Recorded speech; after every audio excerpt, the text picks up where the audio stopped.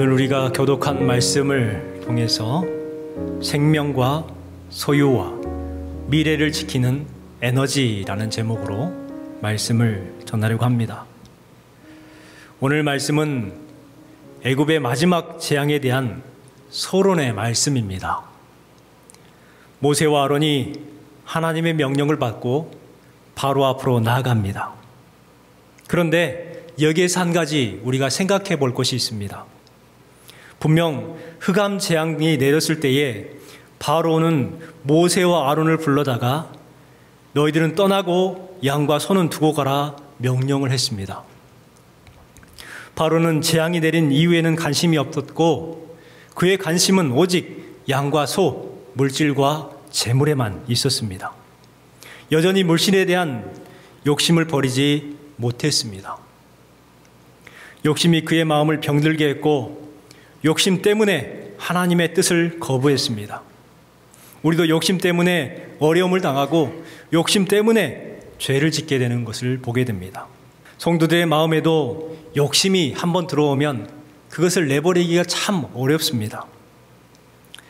욕심이 마음에 들어오면 말씀에 관심이 없고 잘 들리지도 않습니다. 자기 마음대로 자기 생각대로 말씀을 받아 해석을 해버립니다. 여러분, 이단을 생각해 보십시오. 이단들은 말씀을 자기 마음대로 이용을 합니다. 여기에서 조금 저기에서 조금 떼어다가 붙여가지고 짝 맞추기라고 해요. 그래서 이것과 이것을 붙이니까 이 뜻이 된다, 곧 나를 말하는 것이다 라는 것이죠. 얼마나 엉뚱합니까? 그들은 허영심 때문에, 자기가 높아지려고 하는 욕심 때문에 하나님 말씀조차 짜집기를 하는 거예요. 난도질을 해버립니다. 우리는 욕심을 버릴 줄 아는 성도가 되어야 합니다. 예수님께서도 버릴 줄 아는 성도가 지혜롭다 말씀하셨습니다. 마태복음 5장 30절 말씀에 보면 내 오른손이 너를 실족하게 하거든 찍어 내버리라. 찍어서 버리라는 거예요. 나를 실족하게 하기 때문에. 내 백체 중 하나가 없어지고 온 몸이 지옥에 던져지지 않는 것이 유익하니라. 나의 백체, 내 몸이죠. 내 몸 중에 하나만 없어지는 것이 내 온 몸이 지옥에 들어가는 것보다 더 유익하다라고 말씀하고 있습니다. 곧 버릴 것은 버리라 말씀하고 있죠. 미국에서 실제 있었던 일입니다. 알론 레스톤이라는 남성이 외진 곳에서 혼자 암벽 등반을 하기 시작했습니다. 그러다가 큰 사고를 당하는 사건이 있었어요. 그분의 이야기가 나중에 127시간이라는 그러한 영화로 제작되기도 했습니다. 아론은 바위산 골짜기를 등반을 하기 시작합니다. 그런데 골짜기 중간에 어떤 바위가 하나 걸려 있었나 봐요. 그런데 그 바위가 자기에게로 떨어져 버렸습니다. 그래서 그 바위 사이에 자기의 팔이 끼어버린 거예요. 저 사진은 실제 자기를 찍었던 사진을 공개한 겁니다. 저렇게 끼어서 빠지질 않는 겁니다. 그렇게 저기에 매여서 무려 5일 동안 참아냈습니다. 혹시나 구조될까? 혹시나 누군가 지나가지 않을까? 살려달라고 소리소리 질러봤지만 외진 곳이라 그 누구도 오지 않았습니다. 먹을 것도 떨어졌고 물도 없어졌습니다. 외진 곳이기에 구조될 희망도 없었습니다. 그는 그때 둘 중에 하나를 선택해야 했습니다. 바위 틈에 오른팔이 끼인 채 여기서 죽을 것인가? 아니면 오른팔을 잘라내고 살 것인가? 그는 결단해야 했습니다. 머물거릴 시간이 없습니다. 왜냐하면 힘이 있을 때 팔을 잘라내야 하고 힘이 있어야 구조될 수 있는 곳까지 걸어가야 하기에 지금 내가 하지 아니하면 죽겠구나 생각이 들었답니다. 그래서 그는 팔을 먼저 묶었습니다. 그리고 힘을 주어서 손에 있는 뼈를 부러뜨렸습니다. 얼마나 고통스러웠겠어요. 하지만 살아야 하기 때문에 그 팔을 잘라내려고 합니다. 잘 들지 않는 작은 칼로 이 손을 자르는데 잘 안 잘리는 거예요. 겨우겨우 잘랐는데 무려 1시간 동안에 걸쳐서 팔을 잘라냈다고 합니다. 결국 그는 구조되었고 살았습니다. 기자들이 인터뷰하는 가운데에 어떻게 팔을 잘라낼 생각을 하셨습니까? 하고 물었더니 그분이 이런 말을 했어요. 살기 위해서는 팔을 버려야만 했습니다. 내가 살기 위해서 하나를 버려야 했던 것이죠.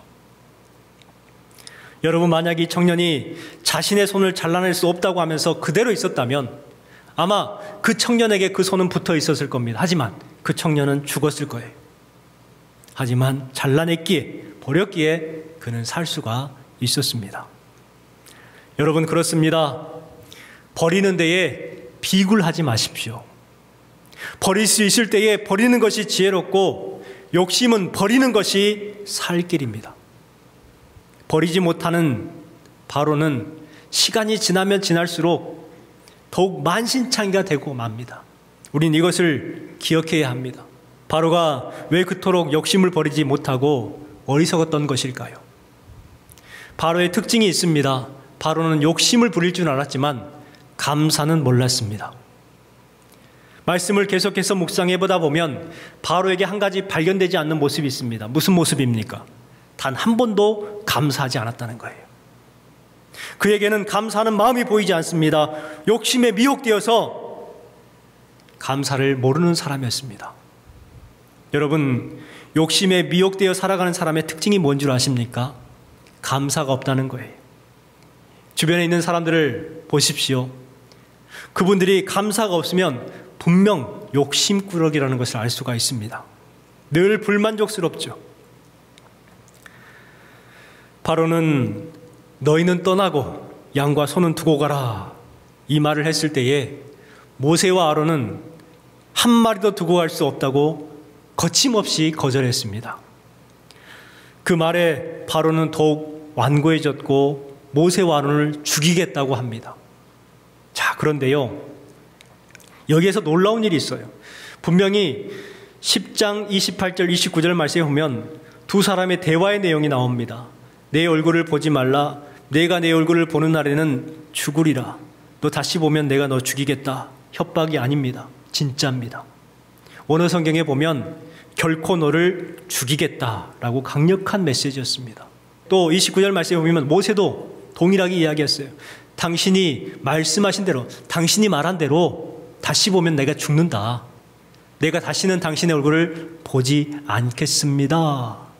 다시는 당신에게 와서 아쉬운 소리 하지 않겠습니다. 이와 같은 내용이었습니다. 그런데 오늘 주신 11장 말씀에 보면 모세와 아론이 어떻게 하고 있어요?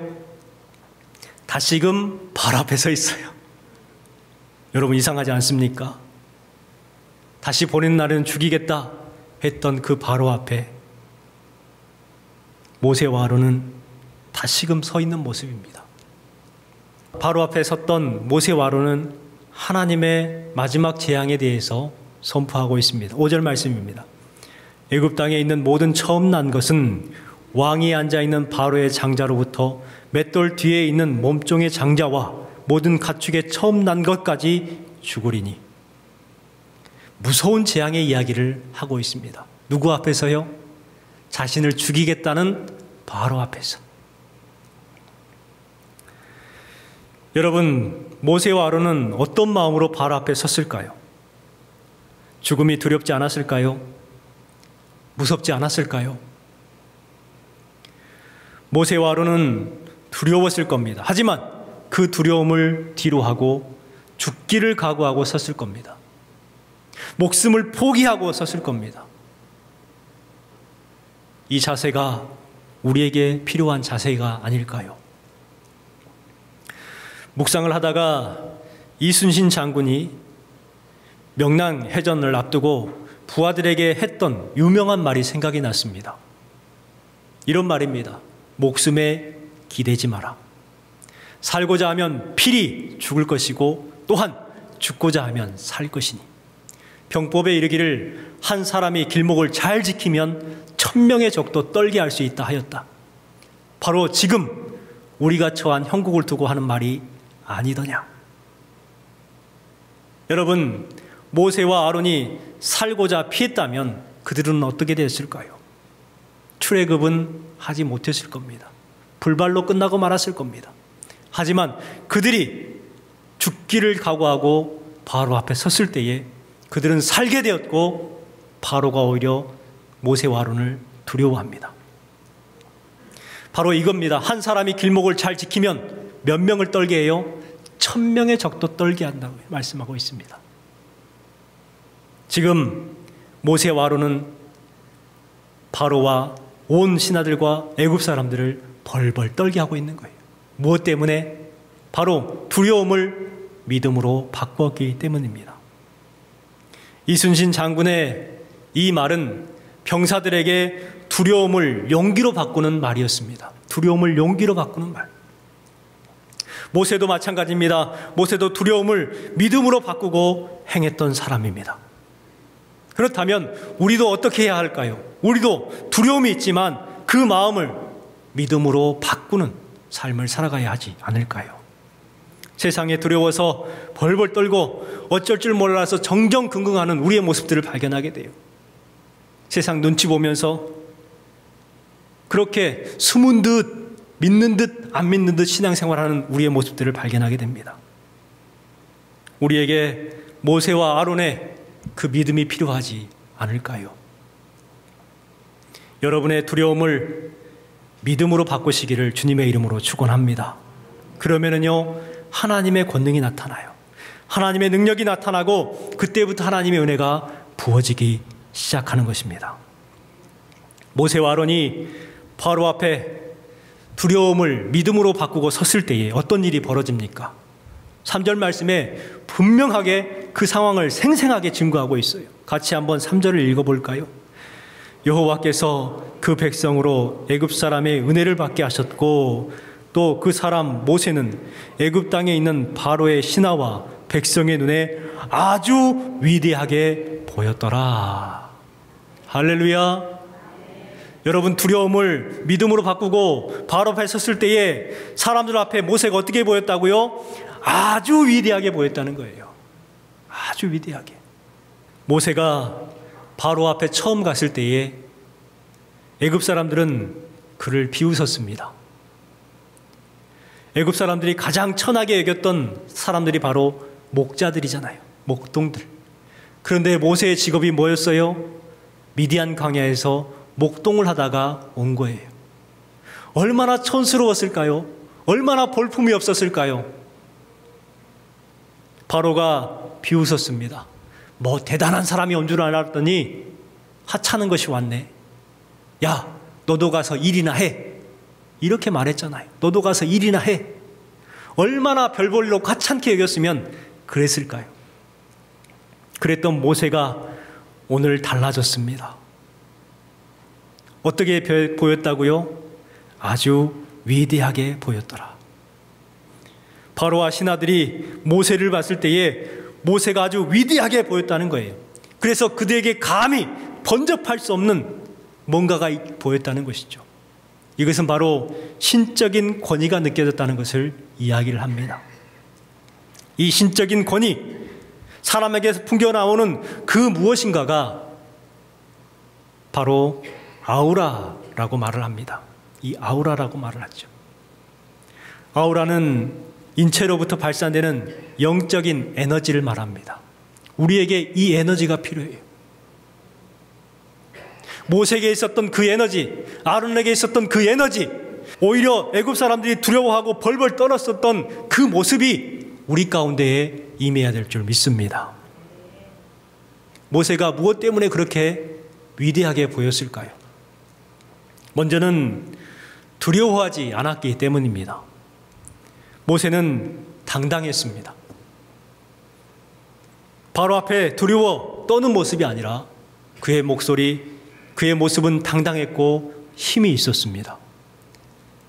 또한 두 번째, 그는 하나님의 말씀과 함께 했기 때문에 위대해 보였습니다.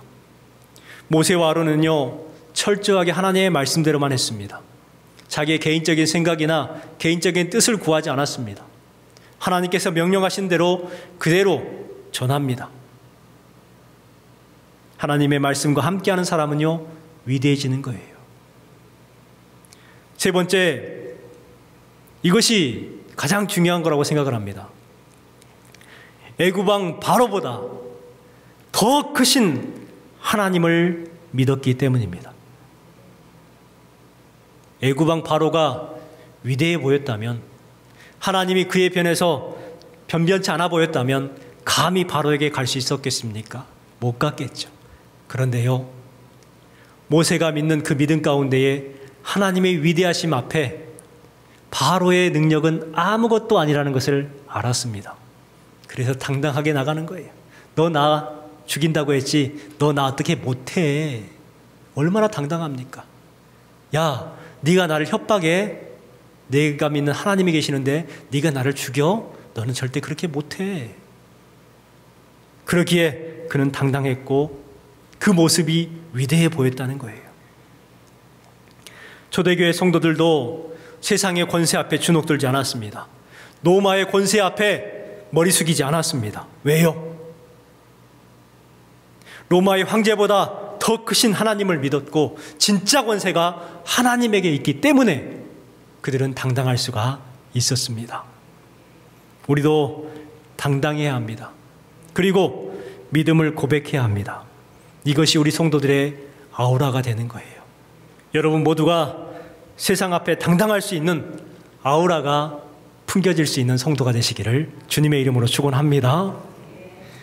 2절 3절 말씀에 보면 이스라엘 자손들에게 그동안 상상할 수 없었던 모습이 나타납니다.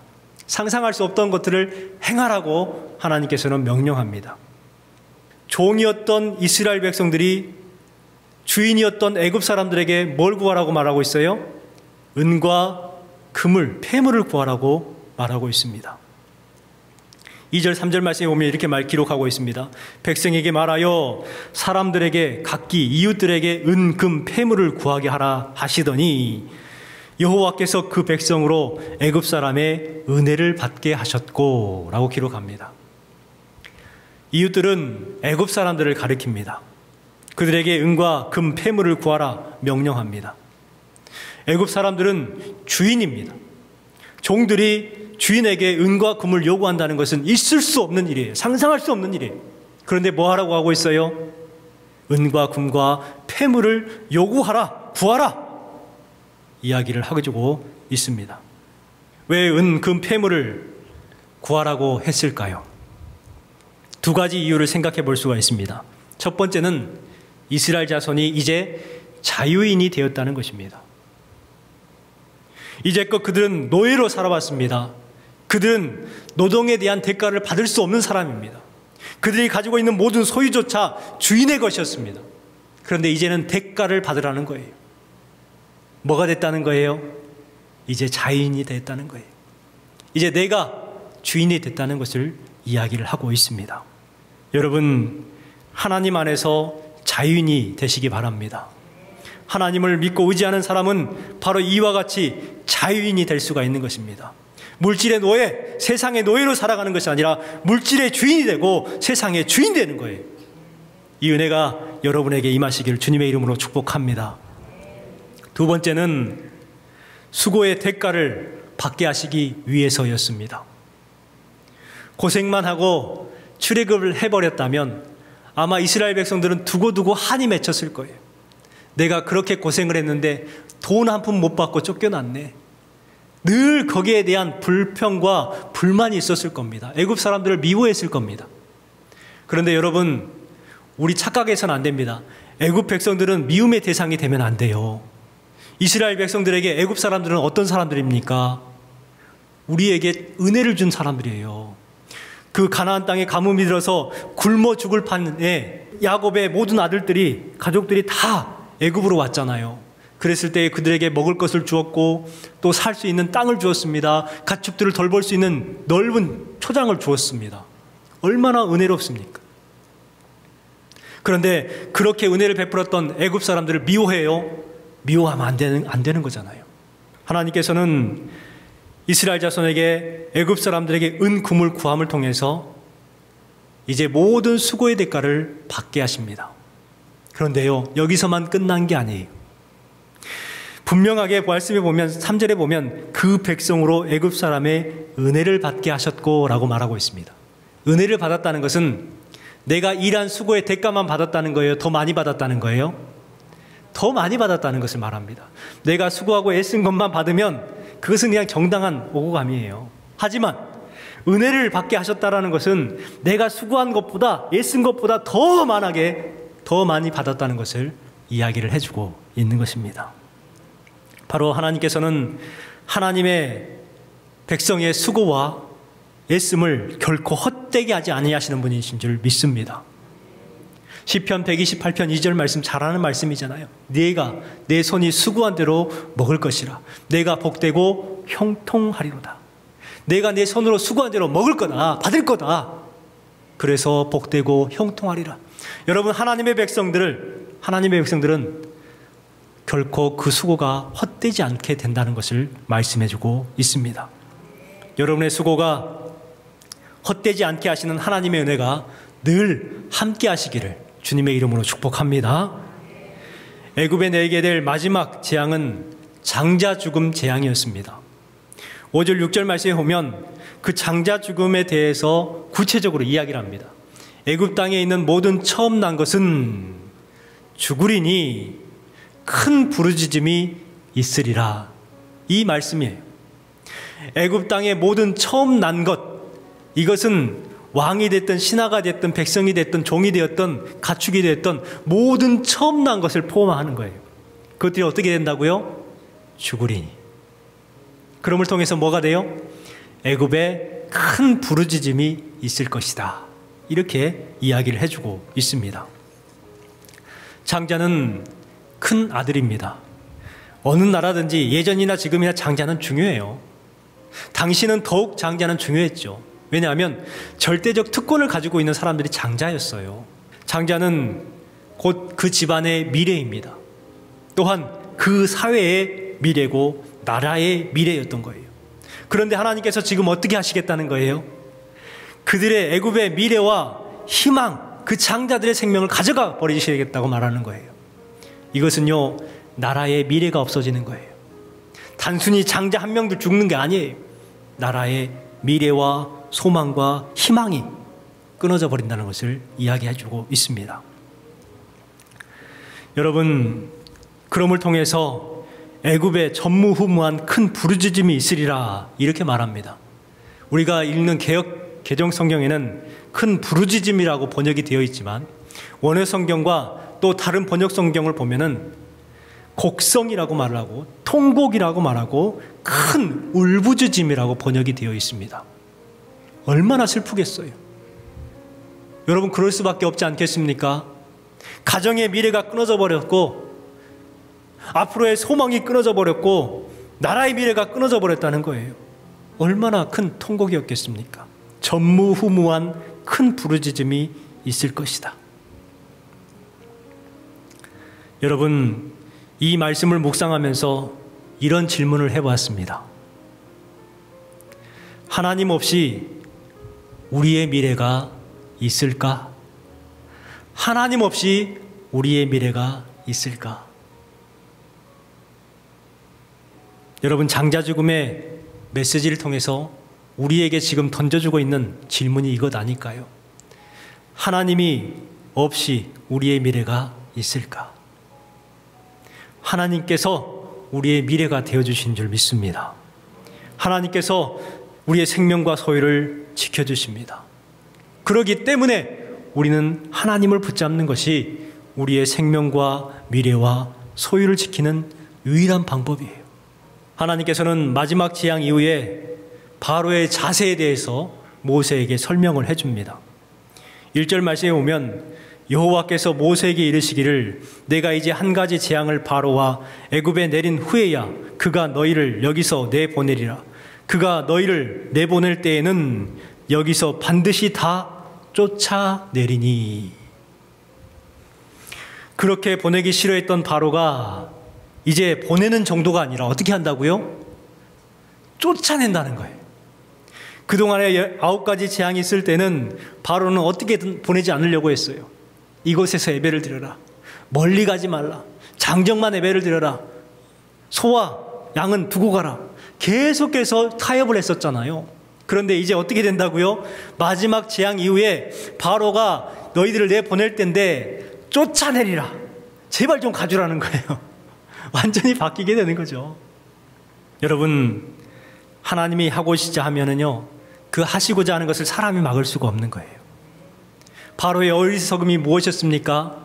하나님의 일하심을 자신이 막을 수 있다고 생각을 하는 거예요. 어리석은 생각이죠. 그렇습니다. 하나님께서 이루고자 하시는 일은 사람이 막을 수가 없지요. 그 이야기를 이사야 14장 27절에 말씀해 주고 있습니다. 만군의 여호와께서 경영하셨은즉 누가 능히 그것을 패하며 그의 손을 폈은즉 누가 능히 그것을 돌이키랴. 하나님께서 하시고자 하는 일을 누가 능히 하겠느냐는 거예요. 막지 못한다는 거예요. 여러분, 하나님의 계획은 막을 수 없습니다. 그런데 중요한 것은요, 하나님의 계획은 우리를 향하고 있다는 것입니다. 이것을 꼭 기억하시기 바랍니다. 에레미야 선지자에게도 이렇게 말씀하셨습니다. 이를 행하시는 여호와, 그것을 만들어 성취하는 여호와, 그의 이름을 여호와라는 이가 이와 같이 이르시도다. 너는 내게 부르짖으라. 내가 내게 응답하겠고 내가 알지 못하는 크고 은밀한 일을 내게 보이리라. 여러분, 일을 행하시는다 말씀합니다. 그것을 만들어 성취하시는 분이 하나님이라고 말씀합니다. 그 하나님께서 우리에게 뭐 하라고 말씀하셔요? 부르짖으라고 말씀하고 있어요. 그러면 응답하겠고 크고 은밀한 일을 우리에게 보여주신다 말씀하고 있습니다.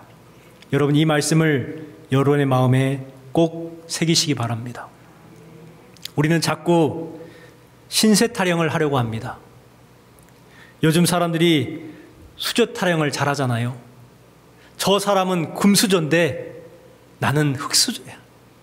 저 사람은 아버지가 누구고 친척 중에 누가 있고 집안이 어떻고 그런데 나는 흙수저야. 흙수저 밑에도 있더라고요. 나무수저. 왜 신세 타령을 하게 되는 것입니까? 신세 타령을 하게 되는 이유는 나를 보기 때문에 그래요. 내 처지를 보게 되고 내 연약함을 보게 되고 내 가난함을 보니까 신세 타령을 하는 것 아니겠습니까? 여러분, 이제 수저 타령은 그만하시고 주신 말씀처럼 하나님 앞에 부르짖으시기 바랍니다. 하나님께 계획이 있어요. 하나님께 뜻이 있어요. 분명 하나님께서 이루어 내십니다. 출애굽은 불가능하다 생각했습니다. 그러나 결국 하나님께서는 성취하고 마셨습니다. 이 사실을 기억하시기 바랍니다. 그렇기 때문에 우리가 우리 자신의 생명과 소유와 미래를 지키는 에너지는 무엇일까요? 바로 하나님을 온전히 붙드는 것입니다. 하나님을 붙드는 사람에게는 영적 에너지가 나오게 되고 그 모습을 세상 사람들이 보면 모세가 바로와 신하들이 봤을 때 위대하게 보였던 것처럼 그와 같은 영적 아우라가 우리의 삶으로 나타나게 될 줄 믿습니다. 여러분의 삶을 통해서 하나님의 놀라운 은혜가 가득하고 여러분에게 성도의 아우라가 임하시기를 주님의 이름으로 축원합니다.